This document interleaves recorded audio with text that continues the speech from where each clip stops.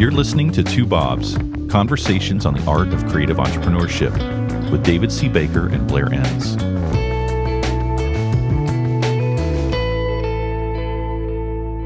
David, we are talking about account managers once again today. I think we've done a few topics on that role. This one is delivering strategic guidance through account managers.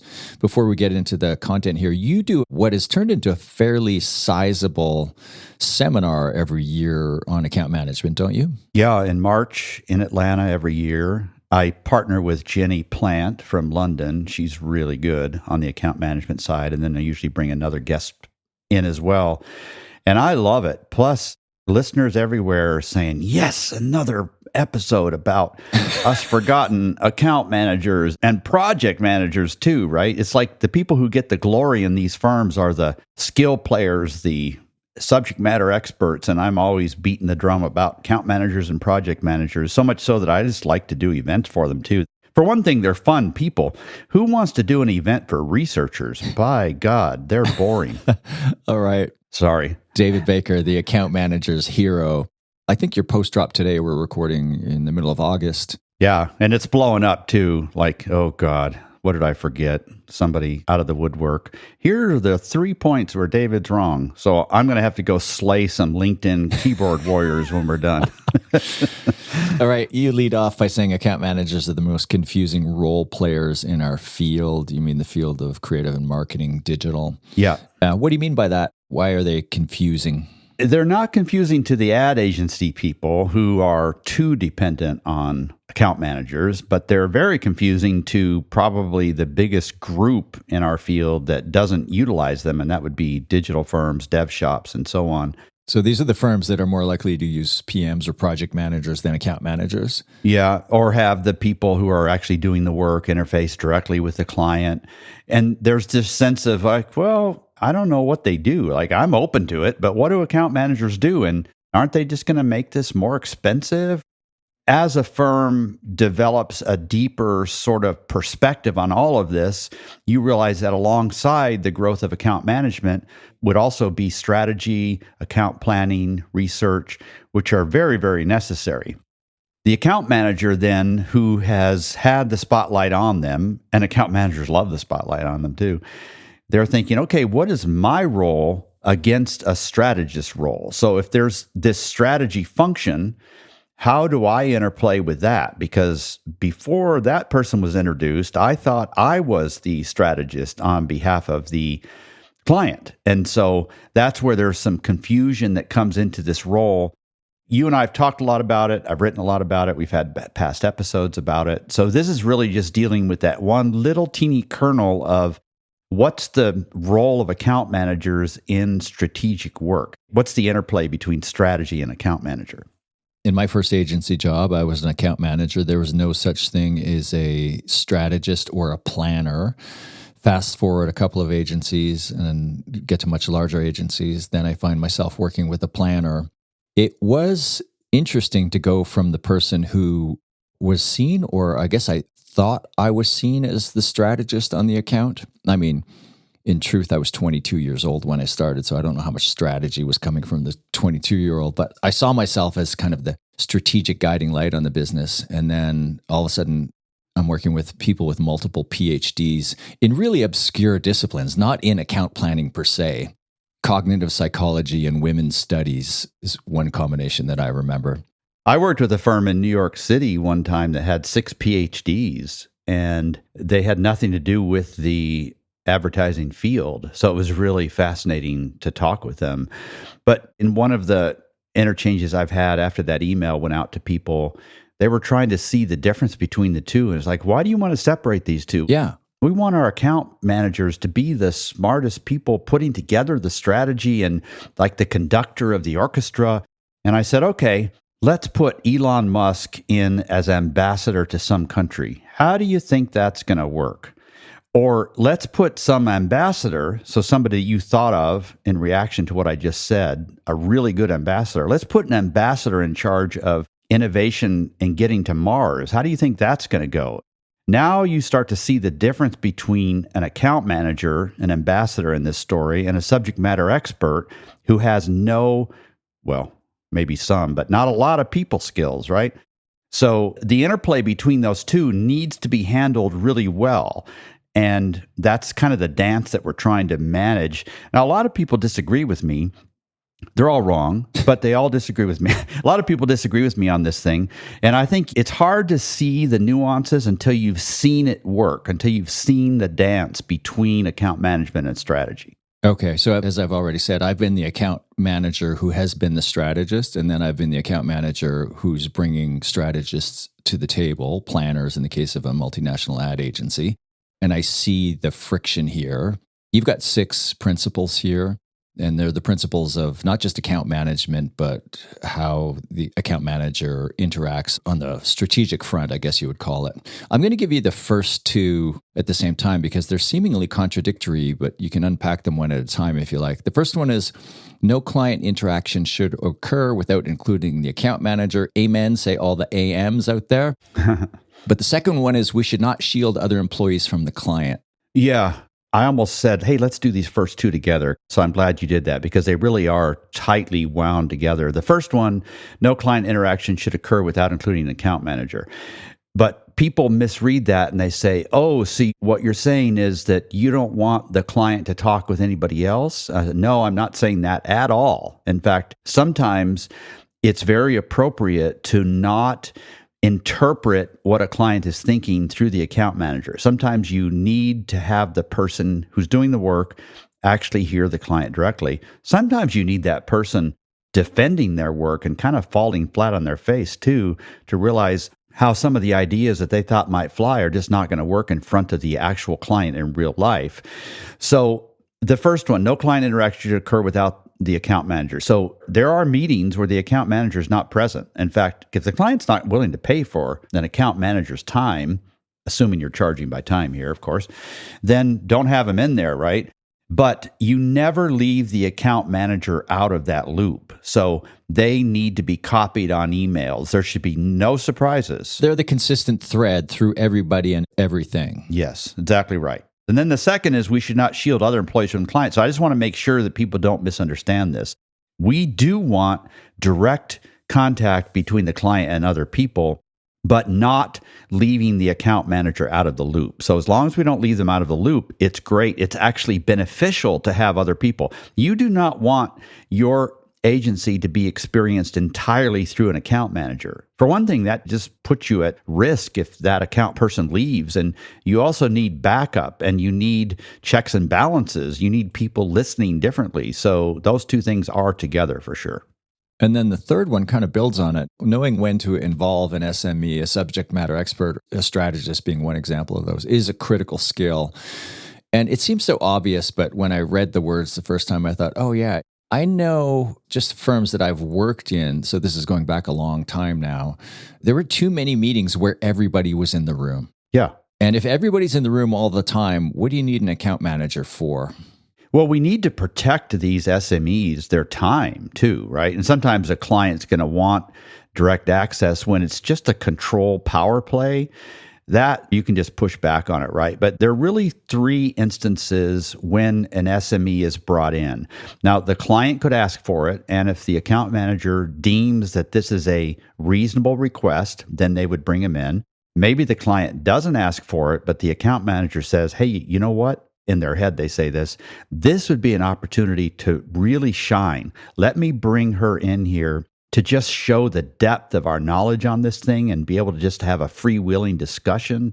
And then there are times too when the account manager, who is going to be very smart and who is going to answer most of the questions, when the strategist sees those answers, they're going to say, oh, I kind of wish you hadn't said that. Hey, let's manage this way. I want to turn this project we're doing a slightly different direction.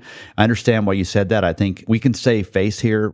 So there's those 3. The client might ask for it, the account manager might ask for it, and the subject matter expert might ask for it. So knowing when to involve that external player is something that an account manager is really good at. It's not just about knowledge. It's about politics. It's about social. It's just listening for some of the unsaid clues. And there's nobody else at the firm that can do that other than salespeople. They're really good at that too. And I can see how that skill would build over time, over somebody's career, because early on, in my mind's eye, I see junior account managers defaulting to whatever their comfort zone is, which is to involve too many people in the meeting as a default or to go it alone. And I think it's just one of those things that comes with age and experience and time where you learn when it's appropriate to bring somebody in. Yeah, you might have gotten burned too. That was a good way to learn. Yeah, always is. Principle number 4, an account manager knows what questions to ask. Yeah, and this sort of turns things on its head because I think we're under this wrong impression that strategists, researchers need to have all the answers, even if they have to go look for them. And that's just not how I feel. I feel like the answers are usually there somewhere. The skill is in asking the right questions.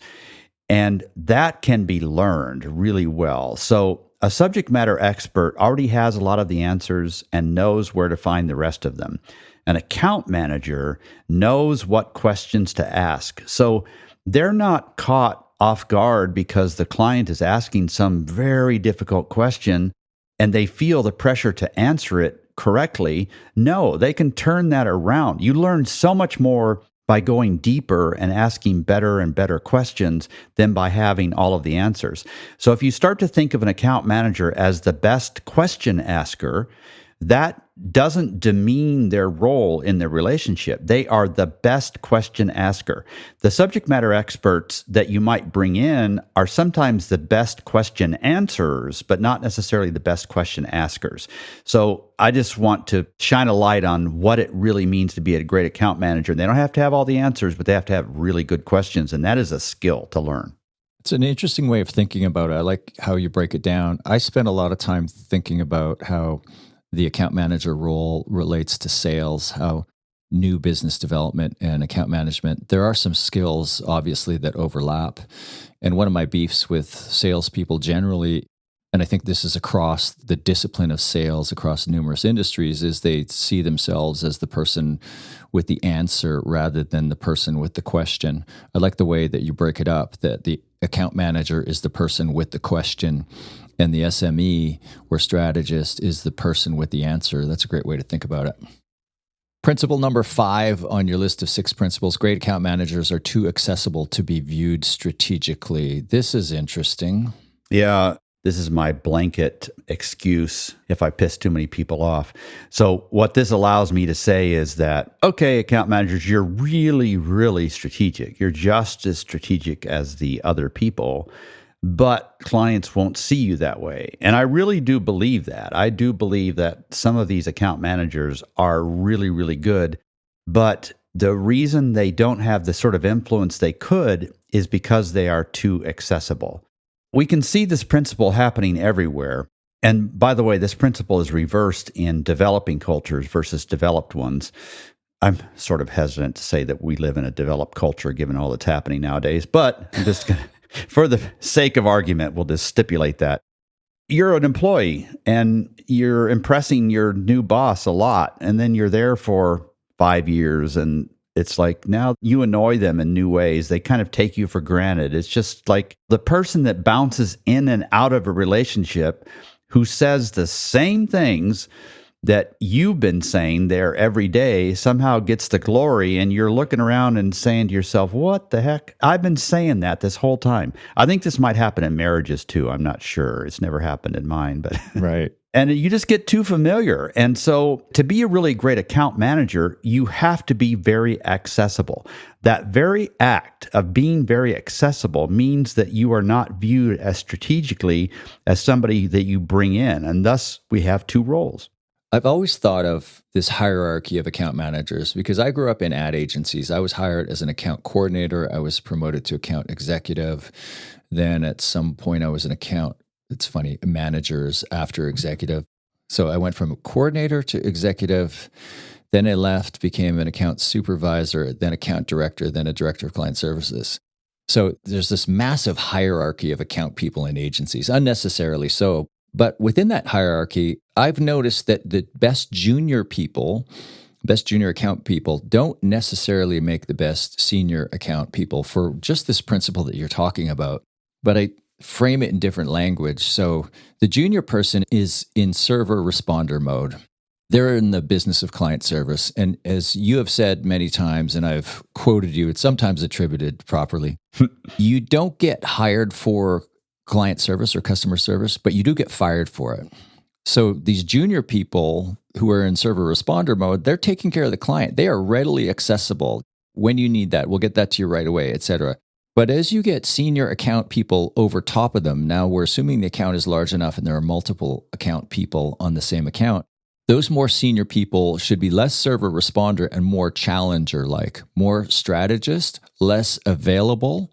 I didn't really think of them that way, but less accessible to the client. And they're the ones who step in, push back, and have a difficult conversation. For that reason, it struck me that in smaller agencies, you get these junior people who are great at server responders. So we promote them to senior role and they continue to be server responders. I guess that works in a model where you have an external strategist, does it? It might, but I think you put your finger on the reason why these account people change jobs, because they need a whole fresh set of clients, right, with a different perspective, a higher perspective. That otherwise they're working with these people that they were waiters before, and now they're supposed to be strategists. Sorry, I knew you back then, right? It's just that's why they changed jobs. Yeah. I'd never thought about that before, but that makes a lot of sense. Yeah, so the principle is great managers are too accessible to be viewed strategically. I really like it. That might hurt for some people. And your sixth and last principle here that we'll unpack, the best account people can present recommendations better than anyone else. Why is that? I think it's because this is where I should probably hand it off to you, but it's because they're really good at sales and they're just selling to somebody that's already on board. And they have all those qualities of listening and not pushing too hard and being the experts rather than falling into some sales trap like you talk about a lot. And the point I really want to make about this is that you could have other people on staff, these SMEs, that are really whip smart. But that doesn't mean those people are great at making presentations to a client to persuade them of something. These account managers, that's what they are good at. I mean, they can send you to hell and help you enjoy the trip, and you just wonder, like, what happened here? I just agreed to that. It again says, okay, there may be other people who are better at answering the questions, acknowledging that you're better than anybody at asking those questions. But whoever comes up with this strategy for the client, whether you're running a dev shop or an agency or a PR firm, man, whoever's presenting this needs to have account management skills. I don't care what you call them, but they better have account management skills because that is really, really rare. So if you think that you are going to effectively combine an account manager and a subject matter expert. Another way of saying that is you don't believe in separate account managers. By God, your people better be really good at account management, even if they don't have that title. And the truth is that only about 40% of the population has those abilities, and the other 60% don't. And here's where this whole thing falls apart for me.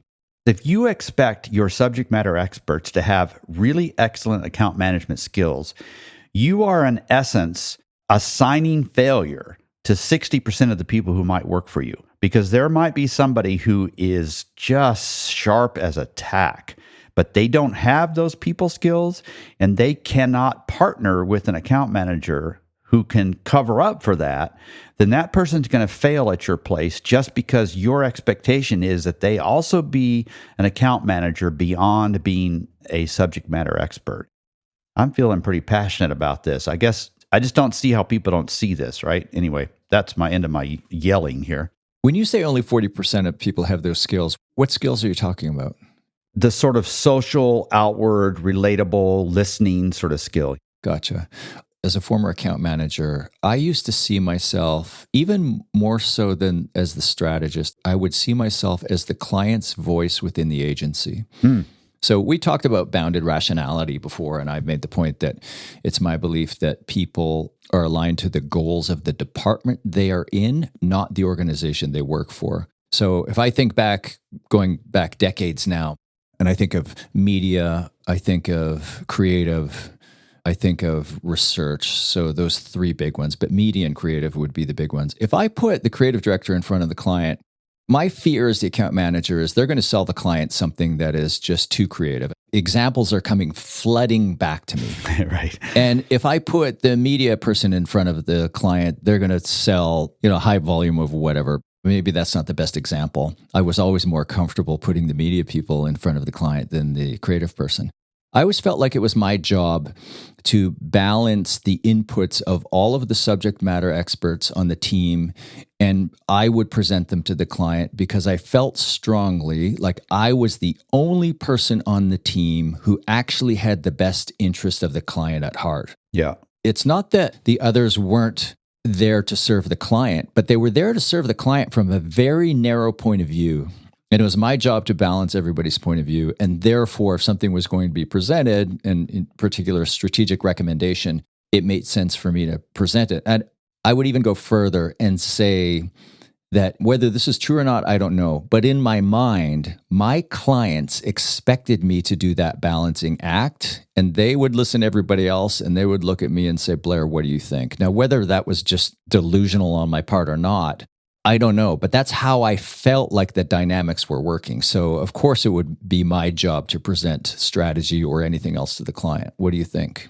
Man, that's like, I don't think I've ever seen quite so clearly that through line between selling as an expert, which you talk a lot about, and then when you hand that new relationship off to an account manager, you're almost saying, hey, this is a neighborhood kid of mine. Like, take good care of them. Yeah. That's sort of like the account manager. You're saying, all right, you're in charge of ensuring that this relationship that we hope will last a long time is going to be good for both parties. Do not sell them something that they don't need. And that's what an account manager does. It is sort of like the conductor of an orchestra, but an ambassador in both directions, like you were saying. And I don't think I'd ever seen that through line before about thinking about the client's perspective as well. It's not the most important job in a firm. I think that's project management, but it is absolutely the most difficult job because it's like you're getting your paycheck from the firm, but you are doing what's in the best interest of the client. Yes. And sometimes those clash, right? That's what it means to be an expert, is to balance those two things all the time. I used to always say brand first, client second, agency third, me fourth. And I know I was the only one in the team who was putting those priorities forward in that order. I'm reliving some moments from my past, as I always do when we talk about account management. Once again, David, this has been great. I'll just read these 6 key principles of delivering strategic guidance through account managers. Number 1, no client interaction should occur without including the account manager. I think we all agree on that. Number 2, we should not shield other employees from the client. So these are seemingly contradictory, but they're not. Number 3, knowing when to involve an SME, subject matter expert, or strategist is a critical skill.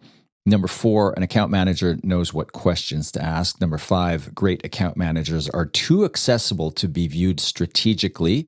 And number 6, the best account people can present recommendations better than anyone else on the team. Thanks for this and the trip down memory lane once again. Thanks, Blair. Thank you for listening to Two Bobs with David C. Baker and Blair Enns. Read episode notes and transcripts at twobobs.com. That's the number 2, BOBS.com.